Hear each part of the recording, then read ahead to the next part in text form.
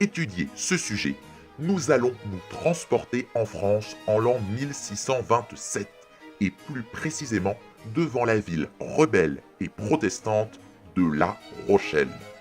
Le cardinal de Richelieu, l'éminence rouge, grand ministre de Louis XIII, sait qu'il doit réduire au plus vite cette ville protestante qui, en se rebellant, a bafoué l'autorité royale et risque de recevoir des renforts d'Angleterre. Avant de mettre le siège devant la ville pour l'affamer, il décide de montrer la puissance de son maître et fait braquer sur la ville ce qu'il appelle alors le dernier argument des rois. La salve de tir va s'achever et l'instant promet d'être grandiose. En effet, le roi lui-même va allumer la mèche du dernier canon que les artilleurs viennent de braquer sur un point faible de la muraille, déjà affaibli par les coups précédents. L'effet sera saisissant et majestueux, mais pour ce faire, encore faut-il que le boulet atteigne sa cible. Fort heureusement, Monsieur de Pontis, ingénieur de l'armée, est déjà sur les lieux et en train de vérifier la bonne position du canon. Mais pour cela, il a besoin de la trajectoire que va suivre le boulet. Voyons si nous pouvons l'aider dans sa démarche. Voici les données. Masse du boulet, 24 livres, soit environ 12 kg. Vitesse du boulet en sortie du canon, 200 mètres secondes approximativement. Angle du canon avec le sol, 5 degrés. Hauteur du point faible, 10 mètres de haut. Distance entre le canon et la muraille, 583 mètres. Et le canon se situe sur une plateforme à 1 mètre du sol. Première étape, modéliser la situation. Ça ne mange pas de pain de faire un rapide schéma de la situation pour être sûr de tout bien comprendre. Et aussi, ça permet de placer soi-même le repère et les différentes données de l'énoncé pour bien les avoir sous les yeux, comme ceci. Deuxième étape, écrire les conditions initiales. Il y a 2 conditions initiales qu'il faut toujours écrire très vite pour ne pas les oublier et qui seront indispensables pour plus tard. Il s'agit de la position initiale du projectile ainsi que de sa vitesse initiale. Vous le voyez, notre boulet a pour coordonnées initiales 0 et 1 en regardant sur le schéma les axes des abscisses et des ordonnées. Pour la vitesse initiale, c'est un peu plus compliqué.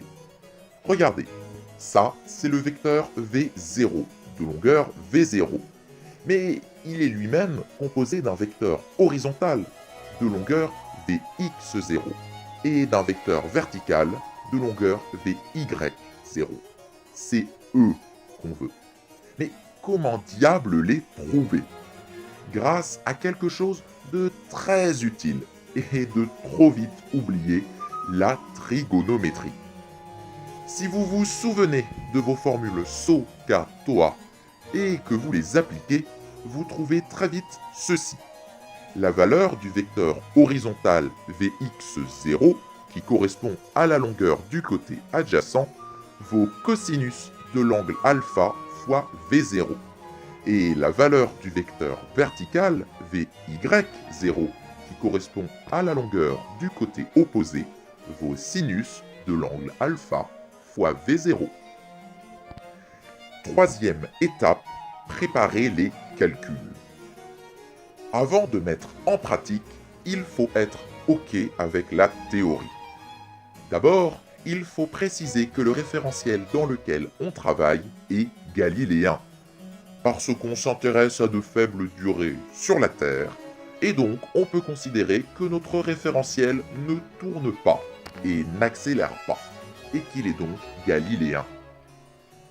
Ensuite, et seulement ensuite, on peut sortir la seconde loi de Newton, qui nous dit ceci. La somme des forces extérieures appliquées à l'objet est égale à sa masse fois son accélération. Faisons la somme de ces forces extérieures, justement. Déjà, il y a le poids, qui s'applique à tout objet sur la Terre.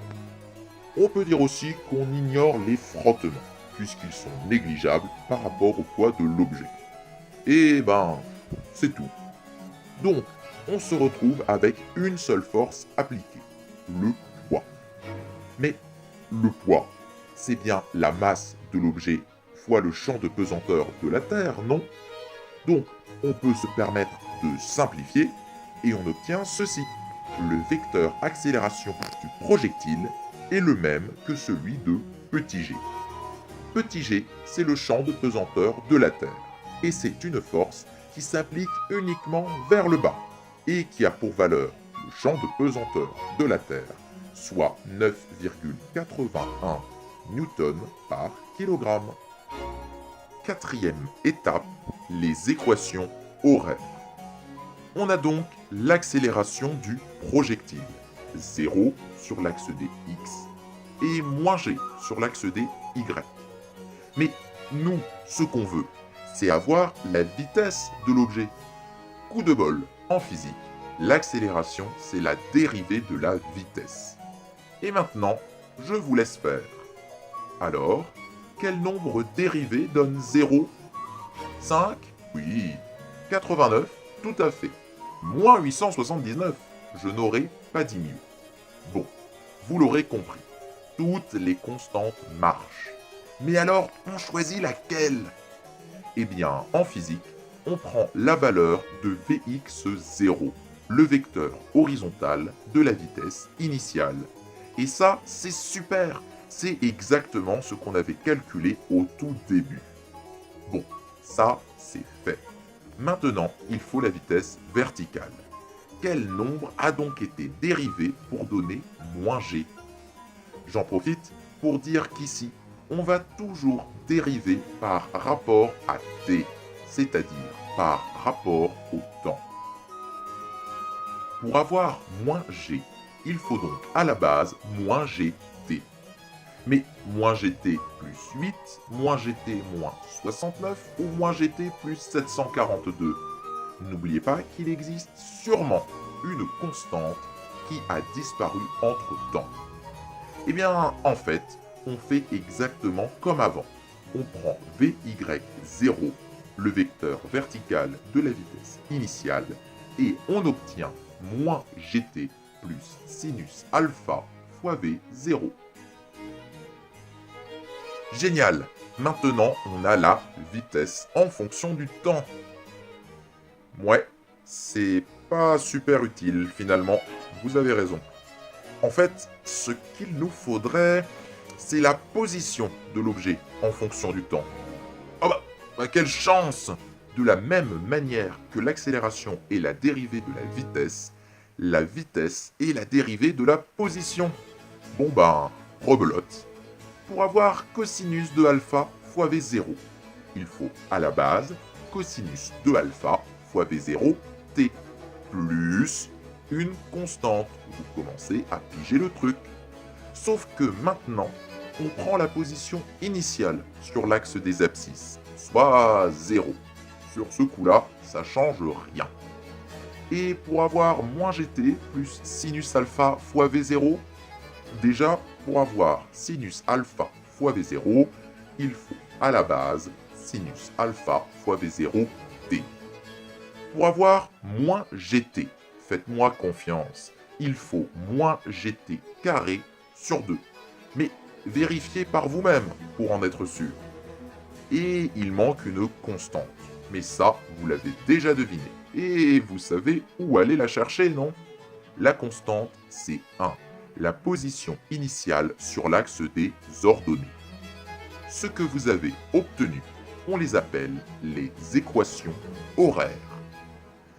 Bon, maintenant, on a la position x et y de l'objet, sa vitesse horizontale et verticale, et même son accélération horizontale et verticale en fonction de t.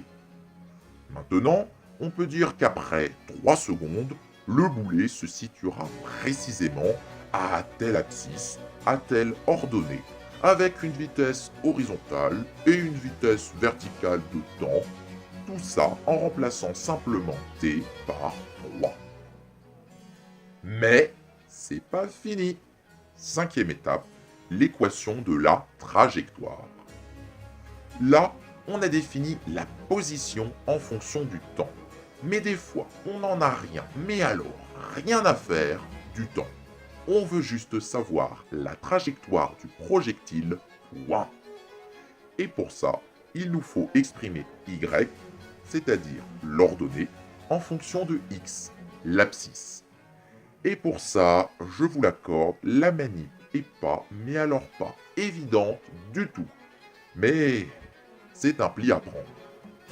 D'abord, vous prenez l'équation de x en fonction de t, et vous exprimez t en fonction de x, en résolvant une équation simple. Maintenant, pour avoir y de t, il vous faut remplacer tous les t de l'expression y de t par ce que vous avez trouvé avant. C'est indigeste, long, difficile et risqué, oui, mais il faut le faire. Et après, vous pourrez répondre à toutes sortes de questions en mélangeant l'équation de la trajectoire et les équations horaires. Mais revenons à notre pauvre monsieur de Pontis.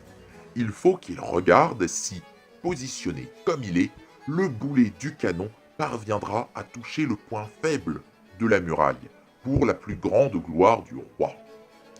On veut donc savoir à quelle hauteur sera le boulet lorsqu'il aura parcouru la distance d qui le sépare de la muraille. On prend l'équation de la trajectoire, on remplace x par la distance entre le canon et la muraille, soit 583 mètres, et on obtient un y. Ce y, c'est la hauteur atteinte par le boulet pour cette distance. Et comme vous pouvez le constater, Monsieur de Pontis n'a pas démérité. Le boulet frappe en plein dans le mille. Mais malheur! Le boulet aura-t-il une vitesse suffisante pour faire assez de dégâts à la muraille? Calculons cela de ce pas. Ce qu'on cherche, c'est ça, la valeur du vecteur vitesse global à l'instant où le boulet percute la muraille, alors qu'on a le vecteur vitesse horizontale et le vecteur vitesse verticale. Alors, ça ne vous rappelle rien? Si, Pythagore. Comme vous le voyez, c'est un calcul de l'hypoténuse à partir des côtés. Rien de très compliqué, mais il faut y penser. Notez, si vous en avez besoin, que cela marche aussi avec l'accélération. Il nous faut donc calculer les vitesses horizontales et verticales du boulet lorsqu'il frappera la muraille. Et là, c'est un peu un jeu de piste. D'abord, quand l'atteindra-t-il, cette muraille? Eh bien, après avoir parcouru 583 mètres. On remplace donc x de t par cette distance, on fait une équation, et on voit que le boulet arrive à destination après t égale 2,9 secondes. Quelles sont maintenant ces vitesses horizontales et verticales alors? On reprend nos équations des vitesses horizontales et verticales, on remplace t par 2,9 et hop, on a tout ce qu'il nous faut pour Pythagore. Et voilà le résultat. Fort heureusement, avec 55 km à l'heure, ça devrait avoir son petit effet, et le boulet ne ricochera pas stupidement sur la muraille. Et pour finir, comme Monsieur de Pontis est ingénieur et qu'il n'a rien de mieux à faire, il va calculer la hauteur du boulet à son point culminant. Il faut savoir que la trajectoire d'un objet comme ça, en chute libre, c'est une parabole, et que au fur et à mesure que l'objet monte, sa vitesse verticale va diminuer de plus en plus jusqu'à devenir nulle, puis elle va augmenter, mais cette fois l'objet tombe. Donc, au moment t où le boulet est au plus haut, sa vitesse Vy est nulle. Résolvons donc cette équation pour trouver le t pour lequel l'objet est à son point culminant. Très bien.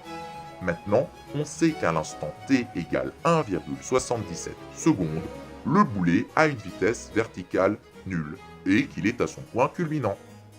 Pour connaître la hauteur, il suffit ensuite d'utiliser ce t dans l'équation yt. Et voilà, il atteint une hauteur maximale de 16 mètres. Monsieur l'ingénieur est comme vous, il est content. il a réussi à calculer quelque chose de parfaitement inutile. Mais chut, voici que le roi arrive. En tout cas, maintenant, vous avez l'essentiel. En bref,